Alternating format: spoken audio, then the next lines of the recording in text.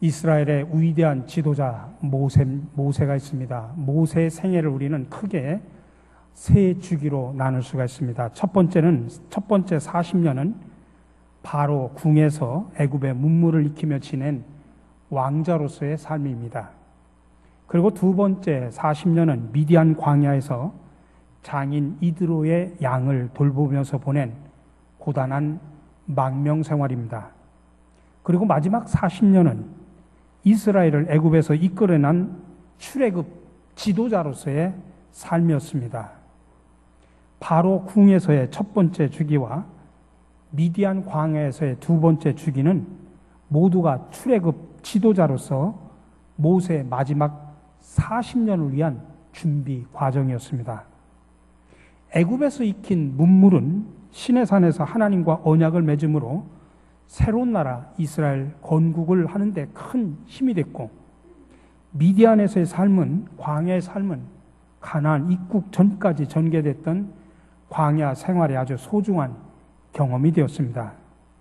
그런 점에서 보면 모세의 전체 생애는 철저히 하나님의 계획 가운데 이루어진 섭리의 역사라고 말할 수 있습니다.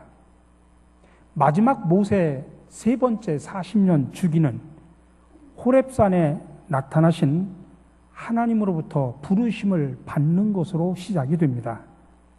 그리고 하나님의 지시를 따라서 애굽으로 돌아가죠. 그리고 바로 왕에게 나아가서 이스라엘 백성들의 사흘간 광야에서 제사를 드릴 수 있도록 해달라고 정식으로 요청을 합니다. 근데 되돌아온 것은 바로의 단호한 거절입니다.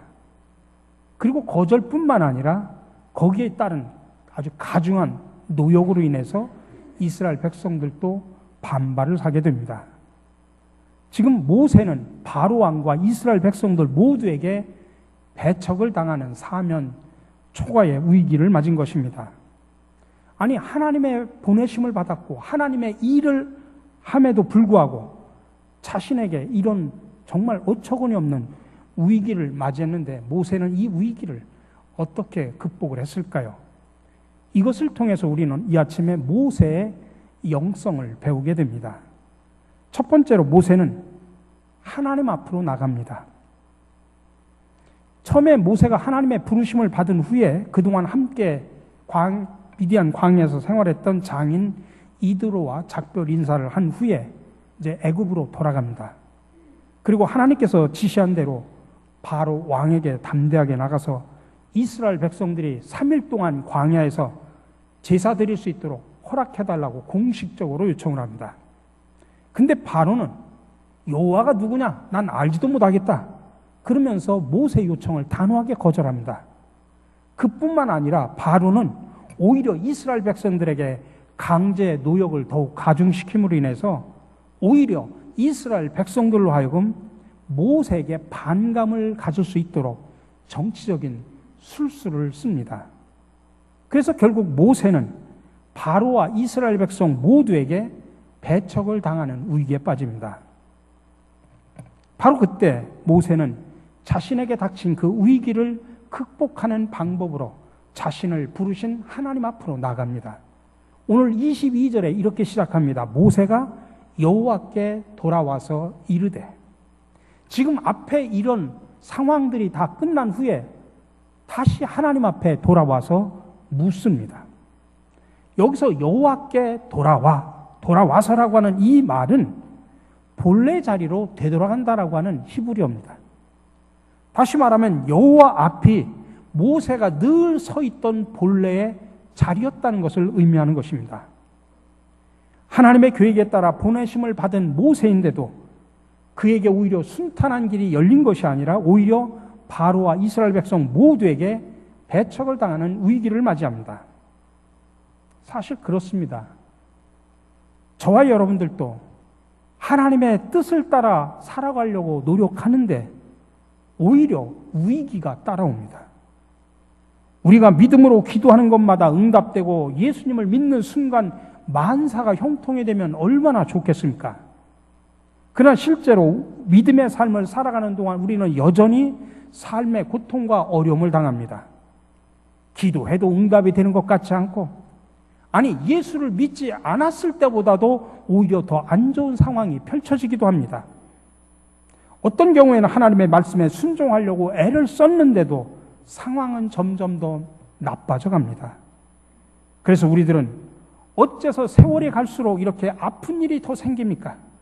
어째서 내 인생은 이렇게 첩첩산중입니까? 하면서 하나님 앞에 심각한 질문을 할 때가 있습니다. 모세도 지금 하나님의 일을 하다가 지금 암초를 만난 것입니다. 그러자 모세는 하나님 앞에 나아가 서서 이렇게 말합니다. 오늘 22절에 나옵니다. 주여, 어찌하여 이 백성이 학대를 당하게 하셨나이까? 주여, 어찌하여? 하나님을 향한 이 모세의 기도는, 이 모세의 탄식은 아마 우리 마음에 와 닿습니다. 우리 중에도 이런 사람들이 있죠. 주님께 순종하려고 그렇게 몸부림치는데, 아니 내가 예수를 잘 믿어보려고 애를 쓰는데 근데 왜 상황은 좋아지지 않고 점점 나빠져만 갈까? 그래서 우리도 똑같이 모세처럼 하나님 앞에 부르짖습니다. 주여, 어찌하여? 내가 하나님께 순종했는데, 내가 말씀대로 살아보려고 노력했는데 어찌하여 상황은 더 악화되어 갑니까? 어찌하여? 그렇게 하나님 앞에 부르짖어 기도한 적이 한두 번이 아니지 않습니까? 근데 여러분, 우리가 여기서 알아야 할 것이 있습니다. 그것은 어려움이라고 하는 것, 고통이라고 하는 것은 인간의 실존이라는 것입니다. 사람은 완전한 존재가 아닙니다. 하나님도 아닙니다. 그렇기 때문에 삶의 고통은 인간에게 실존적인 것입니다. 가끔 많은 사람들은 오해를 합니다. 예수 믿으면 만사가 형통할 것이다. 어둠은 다 사라지고 오직 밝은 빛만 비칠 것이다. 어려움이나 고통은 한순간에 다 없어질 것이다. 물론 그렇습니다. 하나님은 순간순간 우리 문제를 해결해 주시고 질병을 치료해 주시고 고통이 사라지게 하시기도 합니다. 그러나 동시에 우리가 알아야 될 것은 여전히 우리는 문제투성이의 세상 한가운데 살아가고 있다는 것입니다. 마귀도 그대로 활동하고 있고 죄가 그대로 있는 세상에 우리는 살아갑니다. 그렇기 때문에 하나의 문제를 해결하면 또 다른 문제가 일어납니다. 겨우 돈을 좀 벌었다 싶었는데 그만 병마가 찾아옵니다. 남편 문제로 씨름을 하다가 겨우 가정이 행복한가 싶었더니 자식이 또 속썩입니다. 어느 날 갑자기 찾아오는 우환과 질고를 우리는 벗어날 길이 없습니다. 우리는 하나님이 부르셔서 천국에 가는 그 순간까지 이 땅에서의 삶은 고난과 어려움 투성입니다. 여러분, 예수 믿어도 병들 수 있습니다. 구원받았지만 여전히 삶의 문제를 가지고 우리는 고민할 수 있습니다. 자, 그렇다면 내가 구원받아 하나님의 자녀가 되고 하나님의 백성으로서 이 땅에 산다고 하는 게 도대체 어떤 의미일까? 여러분, 구원받았다는 것은 내가 하나님의 자녀가 되었다는 것입니다. 다시 말하면 우리의 신분이 변화가 되었다는 이야기입니다. 이 말은 인생의 문제가 사라지고 갑자기 부자가 되고 병도 없고 고통도 사라진다, 그 말이 아닙니다. 성경은 그런 헛된 약속을 하지 않습니다. 우리가 하나님의 자녀로 세상을 산다는 것은 어떤 의미냐면은 어떤 문제가 와도 그 문제를 극복하고 기쁨으로 살 수 있는 사람이 되었다는 뜻임을 여러분들 믿으시기 바랍니다. 그렇기 때문에 나에게 문제가 있느냐 없느냐 그런 논쟁은 필요 없습니다. 헛된 논쟁입니다. 삶에는 늘 문제가 있었습니다. 문제 없는 인생이란 없습니다. 그러나 하나님의 자녀, 하나님의 백성들에게는 문제가 있어도 괜찮고 없어도 상관이 없습니다. 삶에 문제가 생기면 우리가 하나님 앞에 부르짖어 기도하고 더 하나님의 능력을 알아가는 것이고, 문제가 없으면 감사하며 사는 것입니다. 그러므로 구원이라고 하는 것은 우리의 환경이 변화되는 것이 아니라 우리의 존재가 변화되는 것입니다. 문제가 와도 상관없는 하나님의 자녀로 살아가는 것, 이게 바로 구원받은 백성의 모습입니다. 그래서 우리는 더 나쁜 상황을 통해서 하나님을 더 깊이 알아갈 수 있습니다. 병들었다가 치유받은 사람은, 우리가 믿는 하나님은 치유의 하나님을 깨닫게 됩니다. 문제가 생겨서 기도했더니 응답받았습니다. 그때 우리가 믿는 하나님은 응답의 하나님이라고 고백할 수 있고 하나님을 더 알아가는 것입니다. 근데 여러분, 오늘 본문에서 아주 의미심장한 것이 나옵니다.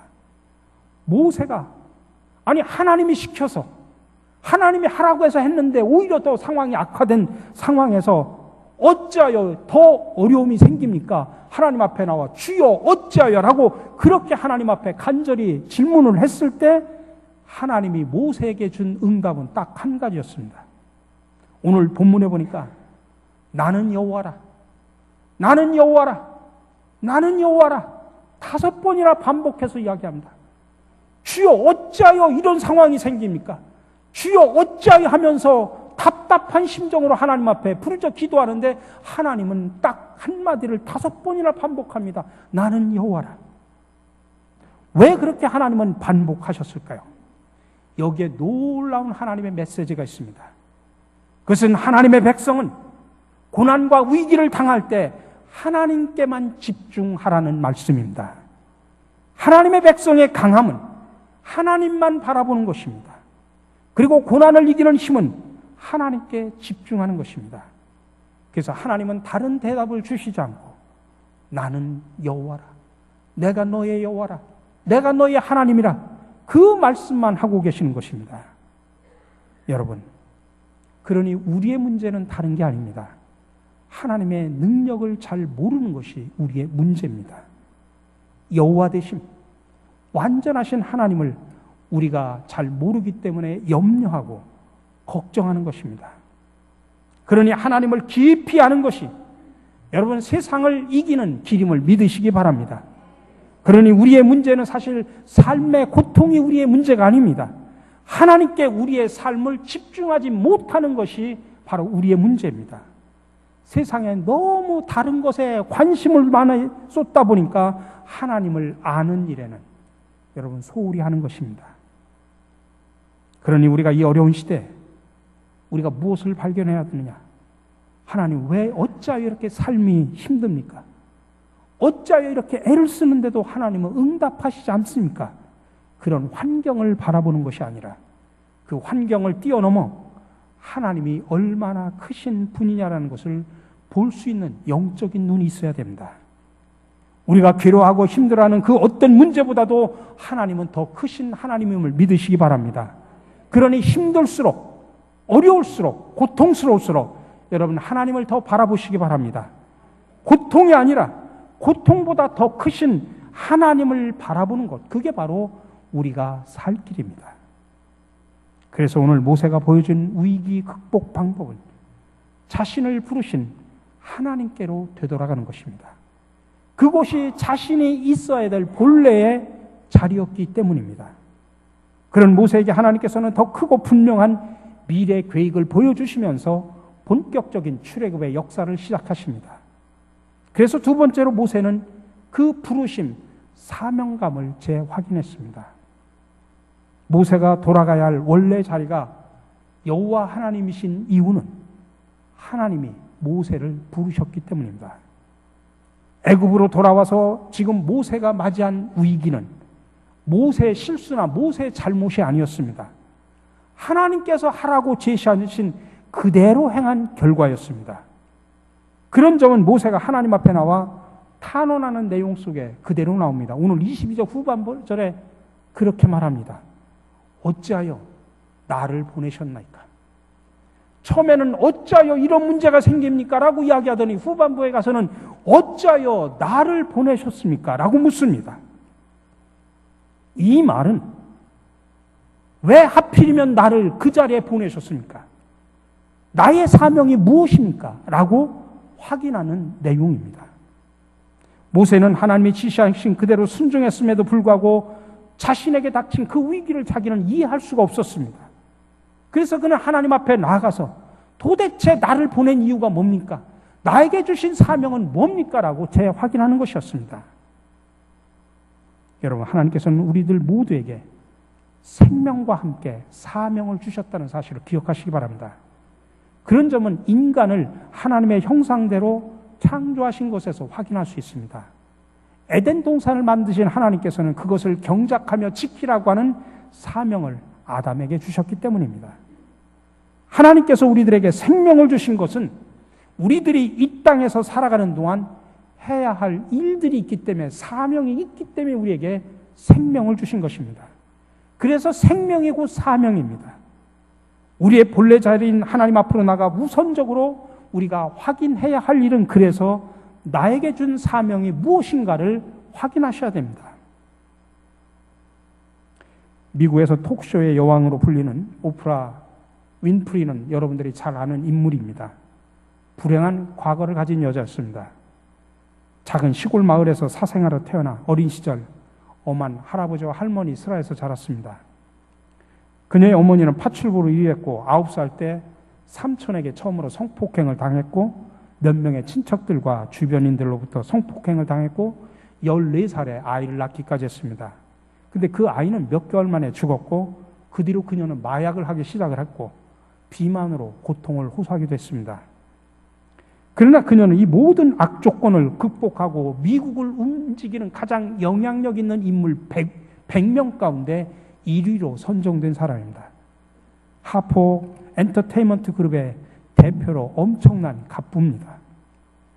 이렇게 된 그녀의 힘의 원동력은 가난과 아픔을 자신에게 준 하나님의 사명으로 받아들일 수 있었기 때문이라고 그는 신앙 고백하고 있습니다.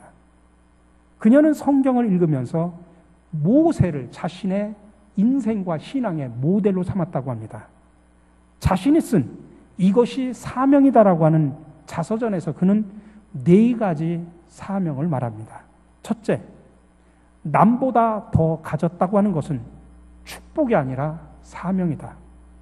둘째, 남보다 아파하는 것이 있다면 그것은 고통이 아니라 사명이다. 아파본 사람만이 아픔을 겪는 사람에게 봉사할 수 있기 때문이다. 셋째, 남보다 설레는 꿈이 있다면 그것은 망상이 아니라 사명이다. 마지막 넷째, 남보다 부담되는 어떤 것이 있다면 그것은 사명이다. 여러분, 하나님께서 오늘 우리에게 생명을 주셨기에 오늘 우리는 이 자리에 나와 하나님 앞에 예배를 드립니다. 왜 생명을 주셨다고 생각하십니까? 지금까지 아무 생각 없이 하루하루 살아간다고, 아침이 되니까 일어나고 저녁이 되니까 잠자고 그 인생 살아오셨습니까? 하나님께서 오늘도 나에게 생명을 연장해 주신 이유는 나에게 맡겨진 사명이 있기 때문임을 여러분들 기억하셔야 됩니다. 그러면 그 사명을 이루기 위해서 여러분은 지금까지 무엇을 하셨습니까? 마지막 세 번째로, 모세는 위기 속에서 영적으로, 인격적으로, 믿음으로 더 성숙해져 갔습니다. 본래 자리인 하나님 앞에 나간 모세는 하나님으로부터 오늘 본문에 보니까 2가지 응답을 받습니다. 하나님께서 강한 손을 펼치심으로 본격적으로 출애굽 구원에 하나님께서 개입하실 것이다. 그리고 그런 구원을 받은 이스라엘 백성에게 주어질 복이 무언가를 설명하고 있습니다. 여러분, 하나님 앞에 바로 서 있기만 한다면 아무리 어려운 위기를 겪어도 오히려 그것이 더 큰 은혜를 받으며 더 확실한 비전을 확인하는 통로가 될 수 있음을 기억하시기 바랍니다. 출애굽 지도자로서 모세는 순탄한 일보다는 크고 작은 위기들의 연속이었습니다.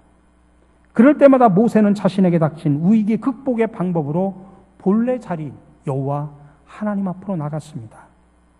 그것은 모세에게 위기를 극복하는 결과를 안겨주기도 했지만, 또 그런 과정 하나하나의 과정, 한 단계씩 과정을 겪으면서 그의 영적인 나이테를 쌓아가는 성장과 성숙의 기회가 되었던 것입니다. 그런 점은 모세와 관련된 2가지 사건에서 확인할 수 있습니다. 첫 번째는 모세가 흑인 구스와 결혼한 문제를 놓고서 미리암과 아론이 비방을 했습니다. 그때 하나님께서는 모세의 온유함이 지면의 모든 사람보다 뛰어나다는 점을 들어서 모세를 칭찬합니다. 또 다른 하나는 가나안 땅에 들어가고 싶은 모세의 마지막 소원을 하나님께서는 거절하셨습니다. 이때도 하나님께서는 모세는 여호와께서 대면하여 아시던 자라고 하면서 모세를 극찬합니다. 모세가 이렇게 하나님께 받은 극찬과 인정은 모든 위기 속에서 본래 자리인 하나님 앞으로 나아가 얻은 성숙의 결실들이었습니다. 그러니 신앙 안에서 위기는 또 다른 성숙의 기회가 될 수 있음을 믿으시기 바랍니다. 그러니 성경은 말합니다. 그래서 범사에 감사하라. 하나님을 사랑하는 자 곧 그의 뜻대로 부르심을 입은 자들에게는 모든 것이 합력하여 선을 이룬다라고 말씀하고 있습니다. 미국 사람들의 이야기 속에는 결혼 생활을 잘하기 위해서는 3가지 링이 필요하다고 말합니다. 반지인데 첫 번째는 인게이지먼트 링, 약혼 반지죠. 2번째는 웨딩 링, 결혼 반지입니다. 3번째가 서퍼링, 고난입니다. 링으로 끝나는 미국의 단어, 영어 단어를 가지고 만든 재미난 글이긴 하지만은 세상에서 가장 좋은 것은 반드시 고난이 따른다는 걸 기억하셔야 됩니다. 고난을 통과해야 좋은 것이 나타나는 법입니다. 그래서 생애 시작되는 곳에 위기도 시작된다는 말이 있습니다. 사람은 살아가면서 수많은 위기를 만납니다. 크고 작은 위기를 만나지만 우리가 극복 못할 위기는 없습니다. 그리고 사람은 태어나 살면서 수많은 고난을 당합니다. 그래서 아마 사람은 태어나자마자 아마 우는 것 같습니다. 힘든 학습과 고난을 겪은 후에 합격한 사람들의 이야기를 우리는 많이 듣습니다. 죽을 만큼 힘겨운 훈련과 고난을 겪은 후에 챔피언 자리에 오른 수많은 선수들의 이야기도 있습니다. 그 탈무드에는 이런 이야기를 합니다. 사람의 눈은 흰 부분과 검은 부분으로 이루어졌습니다. 근데 어째서 하나님은 이 검은 부분을 통해서 사물을 보도록 만들었을까? 거기에 대한 탈무드의 해답은 이렇습니다. 인생은 고난을 통해서 밝은 곳을 바라보기 때문이다. 그래서 고난은 인생을 더욱 빛나게 하는 힘이다. 시편 119편 67절에서 이렇게 말합니다. 고난 당하기 전에는 내가 그릇 행하였더니 이제는 주의 말씀을 지키나이다. 인생은 고난을 당한 다음에야 성숙해지고 주의 말씀인 복음으로 더 가까이 다가가며 말씀을 지키고 살아가게 됩니다. 그래서 고난은 우리 인생에 있어서 문제가 아니라 연단하게 하는 힘임을 믿으시기 바랍니다. 미숙한 사람, 성숙한 사람이라는 글이 있는데 제가 일부분만 발췌해서 말씀드립니다. 미숙한 사람은 고난이나 불행한 환경을 견디지 못하지만 성숙한 사람은 바람과 물결이 항상 유능한 항해사의 편에 선다고 믿으며 그것을 거부하지 않는다. 미숙한 사람은 좋고 싫고를 따지지만 성숙한 사람은 옳고 그르고를 선택한다. 미숙한 사람은 조그만 불행도 현미경으로 확대해서 보지만 성숙한 사람은 큰 불행도 만원경으로 들여다본다. 미숙한 사람은 자신의 과거를 보지만 성숙한 사람은 미래를 내다본다. 미숙한 사람은 특별한 일들에만 관심이 있지만 성숙한 사람은 평범하고 작은 일에서 더 많이 배운다. 미숙한 사람은 자신이 선택하려는 그 하나만을 보지만 성숙한 사람은 선택에서 제외되는 나머지까지를 살필 줄 안다. 미숙한 사람은 구름만 쳐다보지만 성숙한 사람은 구름에 가려진 태양을 바라본다. 미숙한 사람은 세상이 개선하지 않으면 안 되는 것들로 가득 차 있다고 불평하지만 성숙한 사람은 자신을 먼저 변화시키는 데서 세상의 변혁을 꿈꾼다. 함께 기도하겠습니다. 사랑의 주님, 오늘도 모세처럼 진리의 길을 걸어가다가 주님을 위해 열심히 일을 하다가 오히려 고난과 어려움을 당하여 힘들어하고 아파하는 성도들이 이 시간 주님 앞에 나와 모세처럼 주여 어찌하여라고 부르짖습니다. 그러나 오늘 말씀을 통해 우리는 하나님의 자녀로서 어떤 문제가 와도 그 문제를 극복하며 기쁨으로 살 수 있는 지혜와 용기를 주시니 또한 감사를 드립니다. 그러므로 이제부터 우리에게는 문제가 있어도 괜찮고 없어도 상관이 없습니다. 삶에 문제가 있으면 기도하고 더 하나님의 능력을 알아가게 하시며 문제가 없으면 감사하며 살아가게 하옵소서. 또한 하나님께서 우리에게 생명을 주신 것은 우리가 해야 할 사명이 있음을 깨닫게 하옵소서. 그 사명을 위해 힘쓰게 하옵소서. 고난은 문제가 아니라 연단하게 하는 힘임을 알아 고난과 위기 속에서 더욱더 성숙해가는 우리의 믿음과 인격이 되게 하여 주시옵소서. 십자가의 고난을 통해 부활의 기쁨을 주신 예수 그리스도의 이름으로 기도드립니다. 아멘.